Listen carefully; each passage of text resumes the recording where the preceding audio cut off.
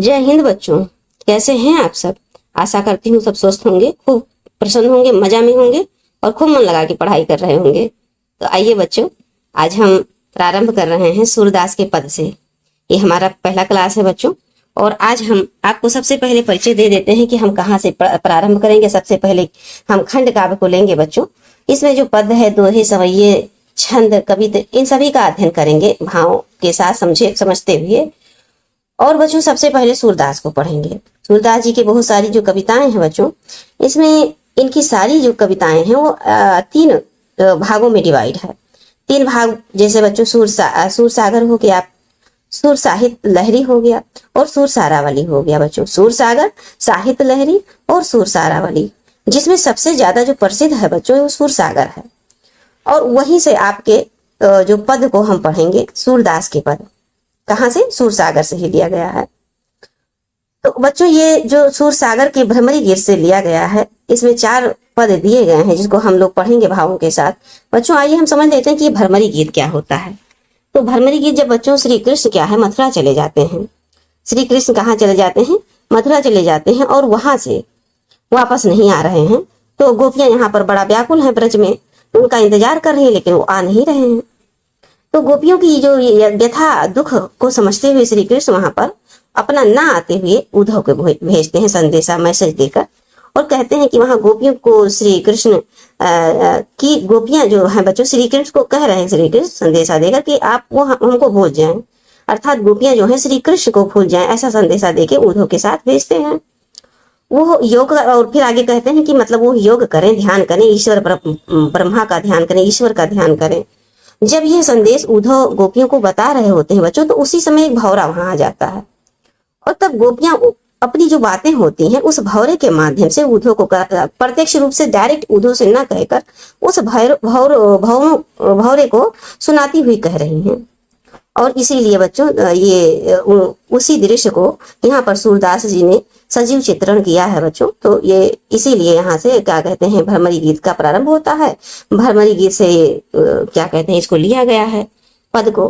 तो आइए बच्चों अब हम लोग समझना प्रारंभ करते हैं। सबसे पहले चूंकि ये पद है बच्चों, और ये गे पद है, गाकर इसको ज्यादा भाव में, जब तक आप भाव में नहीं उतरेंगे चीजें ज्यादा समय तक मस्तिष्क पटल पे नहीं बनी रहेंगी। तो आइए बच्चों पहले इसको हम गे पद में प्रारंभ करते हैं। थोड़ा सा आपको आप चलिए। उद्धव तुम हो अति बड़ भागी, उद्धव तुम हो अति बड़ भागी, अपरस राहत स्नेह लगाते नाहिन मन अनुरागी। उद्धव तुम हो अति बड़ भागी, उद्धव तुम हो अति बड़ भागी, पुरैन पात रहत जल भीतर, पुरैन पात रहत जल भीतर, तारस देह न त्याग दागी, ज्यों जल माह तेल की गागरी, बूंद ना ताकों लागी, प्रीत नदी में पाँव न बोर्यों, प्रीत नदी में पाँव न बोर्यों, दृष्ट न रूप परागी, और सूरदास अबला हम भोरी, सूरदास अबला हम भोरी, गुर चाटी ज्यों पागी। उद्धव तुम हो अति बड़ भागी, उद्धव तुम हो अति बड़ भागी। आइए बच्चों इसके भावों को समझते हैं। तो देखिए यहाँ पर क्या कह रही हैं कि जो प्रस्तुत पद है बच्चों, इसमें श्री कृष्ण काव्य धारा के सर्वोच्च जो कविवर हैं सुदामा द्वारा सर्वोच्च कवि हैं सूरदास जी, सुदामा सॉरी बच्चों, ये सूरदास जी हैं। सूरदास जी एक सर्वोच्च कविवर में आते हैं। इनके द्वारा जो रचित है सूर सागर, वहीं से उद्धृत है, हमने आपको पहले बता दिया है, जिसमें भ्रमरी गीत नामक उपखंड से ये लिया गया है। तो आइए इसके भाव को समझते हैं बच्चों। यहाँ पर गोपियां कह रही हैं कि उद्धव को संबोधित करती हुई, किसको, उद्धव को संबोधित करती हुई कह रही हैं कि हे उद्धव तुम तो वास्तव में बहुत भाग्यशाली हो, जो प्रेम के बंधन से इतने दूर हो। तुम्हारा मन किसी के प्रेम में अनुरक्त नहीं है, विरक्त नहीं है, व्याकुल नहीं है, किसी को प्रेम नहीं करता है, किसी के प्रति तुम्हारे मन में प्रेम भावना की जो जागृति नहीं है। तो इस तरह से तो आप बहुत बड़े भागी हो। जिस प्रकार कमल के फूल की जो पत्तियां होती हैं, अपरस रहत स्नेह को तागत, ना ही मन अनुरागी, पुरैन पात रहत जल भीतर, देखिए बच्चों, पुरैन का पत्ता, कमल का पत्ता जो जल के भीतर होते हुए भी यहाँ पर जिस प्रकार कमल के फूल की जो पत्तियां हैं जल के पास होते हुए भी उसके ऊपर जल का एक भी बूंद टिकता नहीं है। आप देखिएगा बच्चों, कहीं जाइएगा आसपास जहाँ पानी होगा, थोड़ा तालाब टाइप का, वहां कमल अगर खिले होंगे तो देखिएगा, अगर आपके हाथ में आसपास लग रहे हैं तो देखिएगा, नहीं तो वैसे ही छींटा मार के ऊपर से देखिएगा, चेक कीजिएगा कि प्रैक्टिकली कि देखिए जरा सा भी बूंद, एक भी बूंद पानी उस पर डालते हैं टिकता है, टच तक नहीं करेगा, पता नहीं चलेगा कि उस पर एक बूंद पानी तक पड़ा था। तो ये गोपियां उदाहरण देते हुए ये कमल के फूल के पत्तियों का उदाहरण देते हुए उनको समझाती हैं कि जल का एक भी बूंद नहीं ठहरता है। ठीक उसी प्रकार जिस प्रकार तेल की मटकी को जल में भिगो दो तो उसके ऊपर भी जल का एक बूंद नहीं ठहरता है, उसी प्रकार तुम्हारे ऊपर भी श्री कृष्ण का रूप आकर्षण अर्थात उनके प्रेम का कोई भी प्रभाव नहीं पड़ा। देखिए बच्चों, तेल गागर इस प्रकार से आप समझते जाइए, ध्यान से सुनते जाइए, बस इसके भाव में उतर कर बस कॉन्सेंट्रेट से सुनना ही आपके लिए बहुत बेनिफिट करेगा। फिर आगे कहते हैं, प्रीत नदी में न पाँव न बोलो। फिर आगे कहती हैं कि वास्तव में ये है, ये वास्तविकता है कि आज तक तुम प्रेम रूपी नदी में उतरे ही नहीं। वास्तविकता तो ये है, गोपियां कहती हैं उद्धव को भरमरी से जो भौरा है उससे कहती हुई सुनाती किसको है, ये उद्धव को सुनाती हैं। कहती हैं वास्तविकता तो ये है कि तुम कभी भी कहाँ पर प्रेम रूपी नदी में उतरे ही नहीं, और इसीलिए ना तो तुम रूप के पारखी हो, अर्थात ना तो तुम रूप को पहचान पा रहे हो, ना ही प्रेम को के भाव को जानते हो। इस प्रकार आगे कहते हैं कि सूरदास अबला हम, आगे फिर गोपियां कहती हैं कि सूरदास जी कह रहे हैं कि वह गोपियां उद्धव को कहती हैं, हे उद्धव, हम तो भोली भाली ग्रामीण महिलाएं हैं, क्योंकि ग्रामीण है इसलिए भोली भाली हैं, अनजान हैं, हमें प्रेम की भाषा ही सिर्फ समझ में आती है, और हम श्री कृष्ण के रूप सौंदर्य में इस प्रकार खो गए हैं कि उनमें से विमुख होना हमारे लिए संभव नहीं है। हमारी स्थिति ऐसी है उद्धव कि जैसे जो चींटियां होती हैं गुड़ के प्रति इतनी आकर्षित होती हैं, एकदम चिपकी रहती हैं, और उसी में चिपकते हुए उन्हीं में लिपटी उन्हीं के ध्यान में मग्न होती हुई और एक दिन अपने शरीर को भी त्याग देती हैं। उसी प्रकार ये भाव है बच्चों कि गोपियां उद्धव को प्रेम की हीनता का व्यंग करती हुई कहती हैं कि जो उनका व्यंग है, किसका, गोपियों का जो व्यंग है बच्चों, ये उद्धव की भाग्यशाली ना होकर बड़े अभागी हैं, ऐसा मानना है उनका। कहती तो कुछ और हैं कि उद्धव तुम हो बड़भागी, उद्धव तुम तो अति बड़भागी, लेकिन इसका उल्टा वो बोल रही हैं, व्यंग बोल रही हैं कि मतलब इतना होते हुए, श्री कृष्ण के पास होते हुए तुम्हारे अंदर प्रेम का जरा सा एक बूंद भी नहीं पड़ा। तो आगे फिर जो श्री कृष्ण प्रेम में सौंदर्य के सागर में तुम डूबे ही नहीं और उस आकर्षण बंधन से हीन रह गए, मतलब वंचित रह गए। इस प्रकार बच्चों यहाँ पर शिल्प जो सौंदर्य अर्थात जैसे इसमें क्या अलंकार है, आपसे क्वेश्चन बन सकता है कि संपूर्ण पद में बताइए वो कौन सा अलंकार है। तो बच्चों इसमें उपमा अलंकार है और दृष्टांत अलंकार भी है। चीटी ज्यों पागी में बच्चों अब यहाँ देखिए, जहाँ ज्यों त्यों कहाँ गया, यहाँ पर देखिए बच्चों ये ज्यों त्यों ऐसे त्यों भी आएगा, ये देखिए जनहूं जनहूं मनहूं ऐसे आएगा। तो बच्चों ये जो आप पहचान देख लीजिएगा, अगर यहाँ है इस तरह से पंक्ति दिया है, ज्यों लगा हुआ है, तो आप इसको समझ लीजिएगा कि ये कैसा अलंकार है, तो उत्प्रेक्षा अलंकार है। और बच्चों भाषा इसमें तो आप जानते हैं सूरदास जी की सूर सागर से है, तो जाहिर सी बात है कि इसमें ब्रज भाषा होगा। सरल है, सहज है, चीजें समझ में आने वाली हैं, भाव को इसको पढ़ते हुए चीजें समझ में आ रही हैं, इसलिए सरल और सहज है। और ये क्या कहते हैं, ब्रज भाषा का प्रयोग इसमें हुआ है। शब्द चयन में बहुत ही उचित भाव का अभिव्यक्ति किया है सूरदास जी ने। इस प्रकार से बेटे देखिए यहाँ पर नदी, प्रीत नदी आप यहाँ पर देखिए, प्रीत नदी जो है बच्चों इसमें क्या है, प्रीत रूपी नदी। तब यहाँ पर कौन सा अलंकार हो जाएगा, तब यहाँ पर बच्चों रूपक अलंकार। देखिए प्रीत नदी, प्रीत रूपी नदी। पुरैन पात अब ये देखिए यहाँ पर पुरैन पात, पा और पा वर्णों की आवृत्ति हो रही है कि नहीं हो रही है। देखिए यहाँ पर ये देखिए पा वर्णों की आवृत्ति हो रही है, मतलब एक वर्णों की आवृत्ति हो। अच्छा, एक जो अक्षर है उसी प्रकार दूसरे अक्षर निरंतर आते रहें, एक से अधिक बार आए, तो वहां पर बच्चों अनुप्रास अलंकार होता है।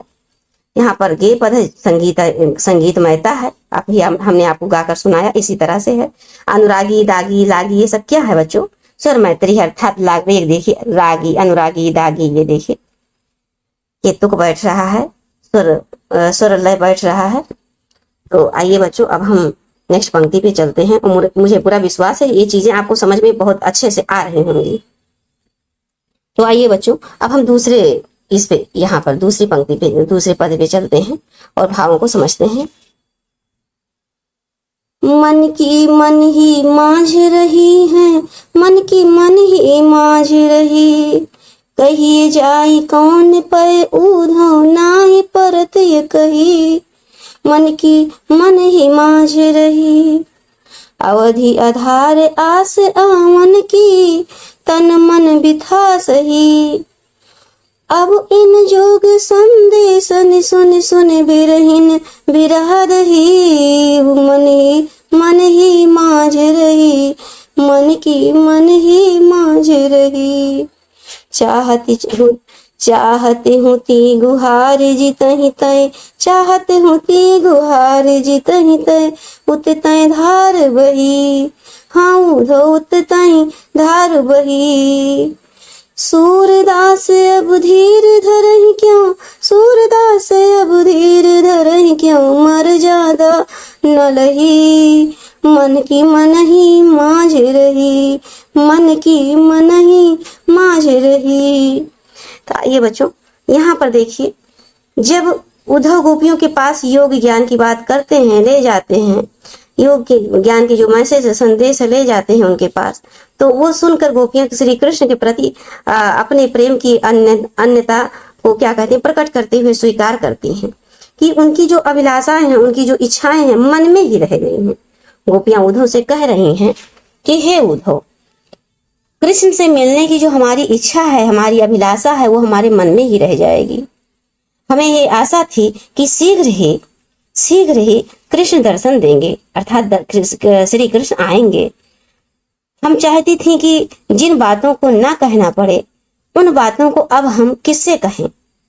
हम अपने मन की बातें केवल कृष्ण को ही बताना चाहती थी, लेकिन उनके ना आने पर हम किसके सामने अपनी इच्छाएं, अपनी व्यथाएं प्रकट करें। और हर पल श्री कृष्ण के आने की जो उम्मीद है, कृष्ण के आने की जो उम्मीद बनी हुई है, इसलिए शरीर और मन में हर प्रकार की व्यथा को सहन कर रहे हैं। क्यों सहन कर रहे हैं? कि हमारे अंदर ये आशा बनी है, उम्मीद बनी हुई है कि श्री कृष्ण एक दिन आएंगे।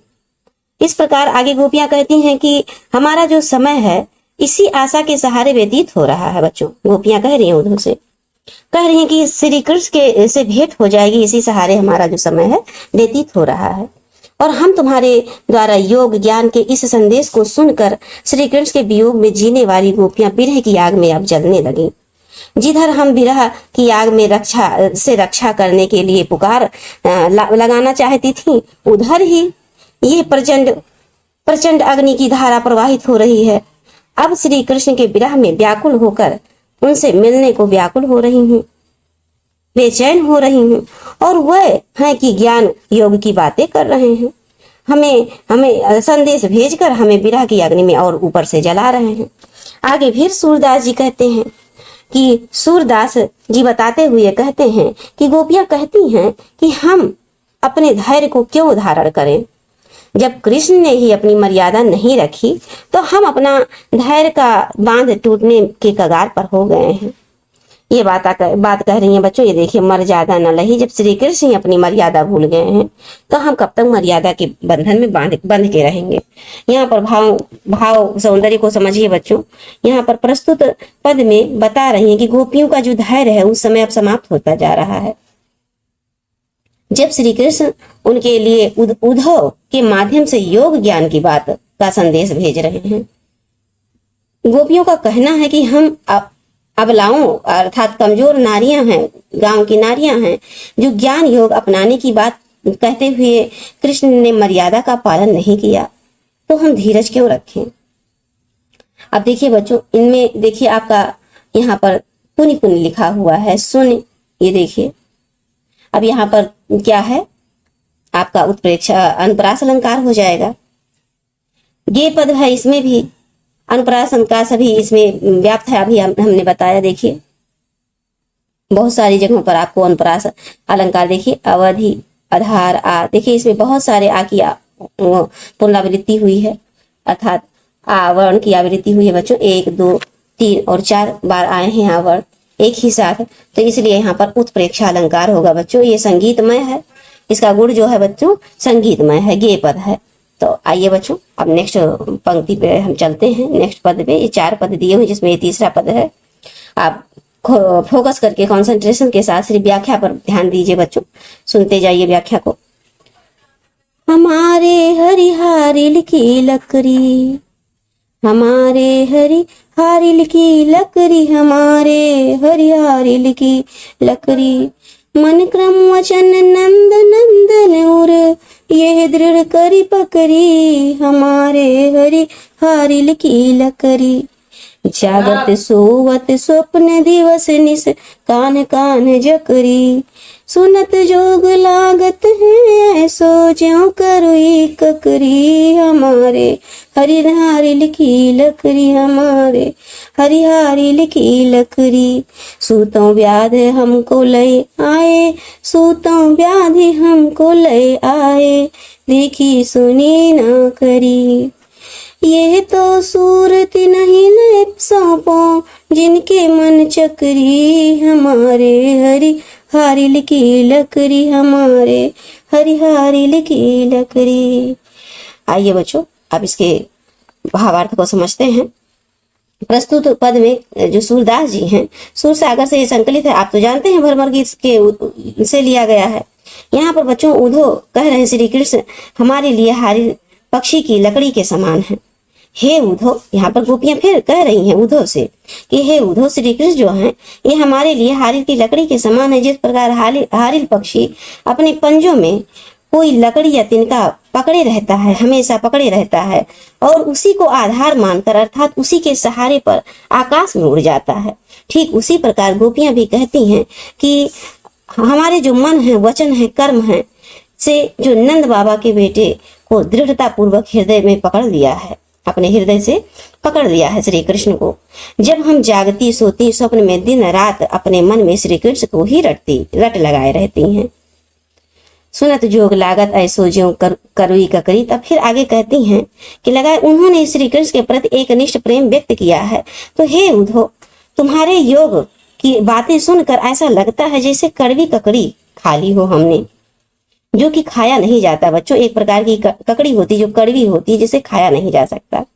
आगे फिर कहते हैं कि तुम्हारे जो निर्गुण उपासक हैं, अर्थात उपासना का जो ज्ञान ककड़ी की भांति हमको ऐसा महसूस हो रहा है। जो निर्गुण उपासना की बात कर रहे हैं, निराकार पर ब्रह्म के ध्यान योग की बात कर रहे हैं, यह हमको किसी ककड़ी से कम नहीं लगता है। आगे फिर कहती हैं कि तुम तो हमारे लिए ऐसा रोग ले आए हो जिसको ना कभी देखा और ना कभी सुना है और ना कभी इसका भोग ही किया है। सूरदास आगे कहते हैं कि गोपियों ने उद्धव से फिर कहा कि हे उद्धव, ये जो निर्गुण ज्ञान का रोग उन्हीं के लिए है, ये जो निर्गुण ज्ञान का योग है ये उन्हीं के लिए है जिनका मन चकई के समान चंचल और अस्थिर हो। बच्चों भाव ये है कि ये जो निर्गुण का ज्ञान है ये उन लोगों के लिए है जिनका मन स्थिर नहीं रहता, चंचल नहीं रहता।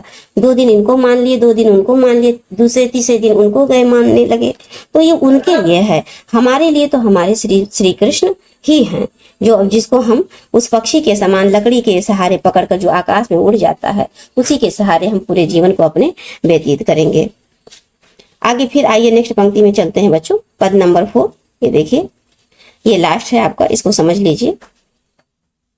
आइए, हरि है राजनीत पढ़ियाए, हरि है राजनीत पढ़ियाए, हरि है राजनीत पढ़ियाए, समुझी बात कहत मधुकर के, समाचार सब आ पाए, हरि है राजनीत पढ़ियाए। एक अति चतुर होते पहले ही अब गुरु ग्रंथ पढ़ाए, बड़ी बुद्धि जानी जो उनकी जोग संदेश पठाए। उद्धव भले लोग आगे के परहित डोलत धाये, हरि है राजनीत पढ़ियाए। अब अपने मन फेर पाई हैं, चलत जूहते चुराए, ते क्यों अनीति करें आपुन जे, और अनीति छुड़ाए, हरि हैं राजनीति पढ़ आए। राज धर्म तो यह सूर जो, प्रजा न जाहि सताए, हरि है राजनीति पढ़ आए। तो आइए बच्चों, अब हम इसके भावों को समझते हैं। ये लास्ट पंक्ति है, इसको कंसंट्रेशन से आप सिर्फ निरंतर सुनते रहिएगा, 102 बार आप सुन लीजिएगा। फिर इससे संबंधित जब हम क्वेश्चन को कराएंगे तो चीजें और क्लियर होंगी, आपकी मस्तिष्क में चीजें और बैठेंगी अच्छे से। तो आइए बच्चों देखिए इसमें क्या कहते हैं। उद्धव द्वारा दिए गए जो निर्गुण उपासना संबंधी उपदेश हैं बच्चों, उसी के बारे में इसमें समझाया गया है। इसमें कहते हैं कौन, गोपियां कहती हैं। गोपियां क्या कहती हैं कि जो हमारे श्री कृष्ण हरि हैं ये राजनीति पढ़ाए हैं, क्योंकि राजनीति में ही अच्छा बुरा भला, अच्छा पक्ष, बेनिफिट, लाभ नुकसान ये देखा जाता है कि क्या करने से हमारा नुकसान है, क्या करने से हमारा फायदा है, ये सब राजनीति में ही देखा जाता है। तो उद्धव गोपियां कहती हैं कि आपस में कह रही हैं, उद्धव से नहीं कह रही, आपस में ही कह रही कि हे सखी, अब तो श्री कृष्ण राजनीति शास्त्र पूर्णता में दक्ष हो गए हैं, राजनीति शास्त्र में पूर्णतः दक्ष हो गए हैं, अर्थात राजनीति पढ़ के आ गए हैं, वह पूर्ण राजनीतिक हो गए हैं। इसीलिए वो प्रेम संबंधी बातों को अब कपट और छल की तरह समझते हैं। भ्रम रूपी उद्धव ने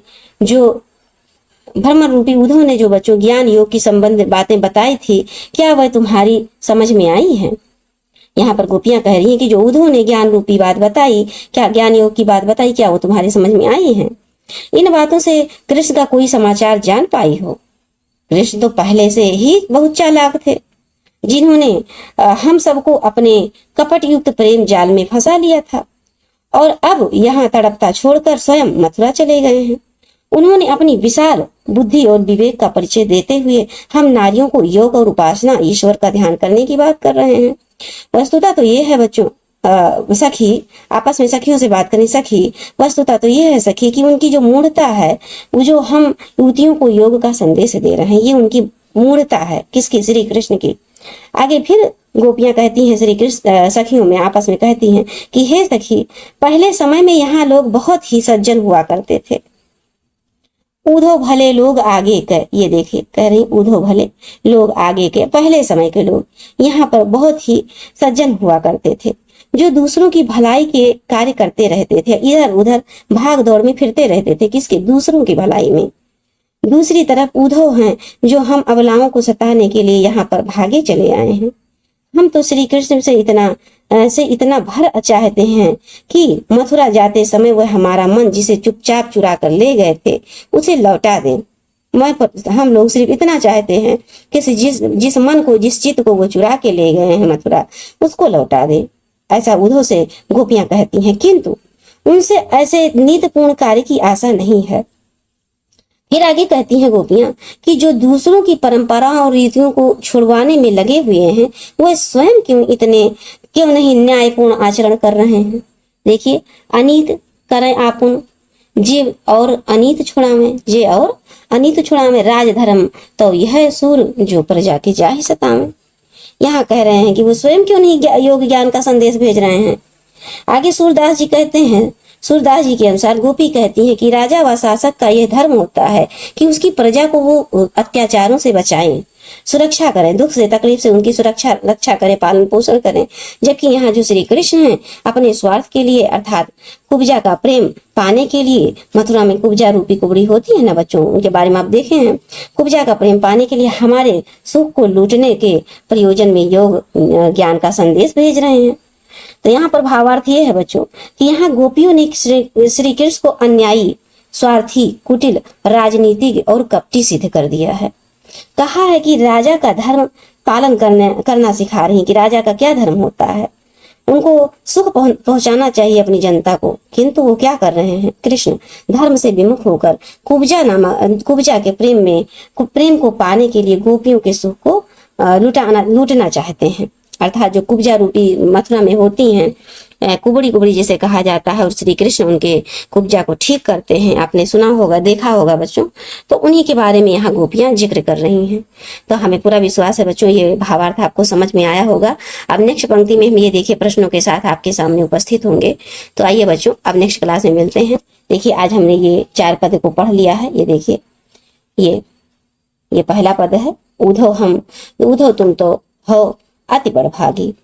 तो अब ये वीडियो यहीं पर समाप्त करते हैं बच्चों, मिलते हैं आपसे नेक्स्ट क्लास में। जय हिंद बच्चों।